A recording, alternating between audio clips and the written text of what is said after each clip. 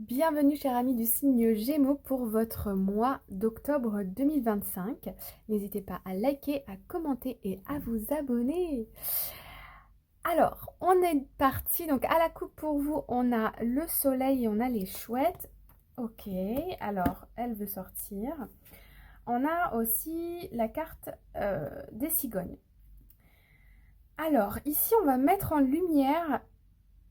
On va se rendre compte de quelque chose, on va mettre en lumière quelque chose. La carte du soleil, ça peut être aussi un bonheur à venir.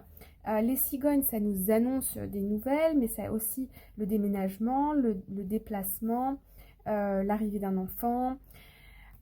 Voilà.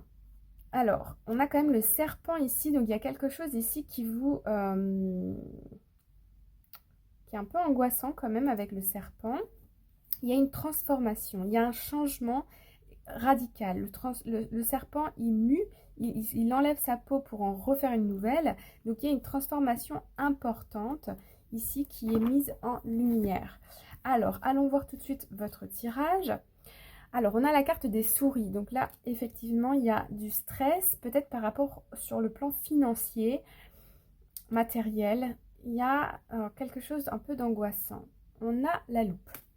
Alors, la loupe va nous dire que on va mettre le problème, vous voyez, comme ça, au lieu de le mettre comme ça et de prendre du recul sur la situation. On est absorbé en fait par ça. Ouais. Il y a beaucoup de sensibilité, il y a beaucoup de sensibilité. Ok, et on a la carte du cœur. Ici, alors, ça peut être une femme autour de vous ou ça peut être vous si vous êtes une femme. On a une personne ici qui a un projet qui lui tient énormément à cœur, qui est très important en termes même énergétiques. Il y a un changement de lieu, un changement d'énergie, de vibe, un changement au niveau de l'état financier ici qui peut être un petit peu, voilà, c'est pas très agréable. On ne sait pas trop où on va. On a besoin ici d'éclaircir une situation. Alors, on va aller compléter. Alors, hop, hop, et hop. Donc, il y a bien une transformation, clairement. On a le cercueil, donc il y a une transformation pour une renaissance. Ouais. Ici, on met beaucoup d'efforts. Il y a quelque chose là qui vous prend énormément d'énergie, d'argent. C'est un très gros investissement, que ce soit au niveau de l'argent, du financier ou en termes de temps, d'occupation mentale. Et puis, ouais, il y a un message qui vous arrive ici qui est un peu, qui vous donne du tracas. Je ne vais pas vous mentir, qui vous donne du tracas. Peut-être des dépenses inattendues ou bien des nouvelles missions au travail que vous n'attendiez pas ou on est un peu dans le rush. En tout cas, voilà. Mais on a quand même la carte ici de la transformation. Alors, hop. Ouais, vous avez cette sensation d'être un peu coincé dans une vie là, mais pourtant à la base c'est quelque chose qui vous tient à cœur, mais vous avez l'impression de ne plus trop savoir comment faire. Mais vous allez voir que les choses vont prendre, vous allez prendre de la hauteur sur les événements.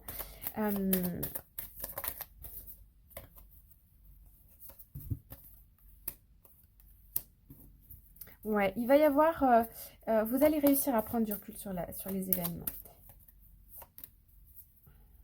Et au final, vous allez réussir. Avec les high honor ici, vous allez réussir, mais attention, il y a cette vague-là à passer qui peut ne pas être des plus agréables. Mais ça fait partie de la vie. Dès qu'il y a un projet qui va nous tenir à cœur, forcément, on va avoir tendance à plus stresser, à plus, vous voyez. Mais c'est comme tout, c'est comme les personnes qui deviennent parents. Ils sont absolument ravis d'accueillir un nouvel enfant. Mais par contre, il y a aussi le stress de est-ce que je vais y arriver? Est-ce que je vais être un bon parent pour cet enfant? Et puis comment on chauffe le lait? Et puis quel lait je dois prendre? Vous voyez, tout ce truc qui devient une espèce de brouhaha mental, c'est infernal. Pour des projets de rénovation, par exemple, d'une maison, c'est la même chose. Est-ce que financièrement, on va réussir? On va s'en sortir?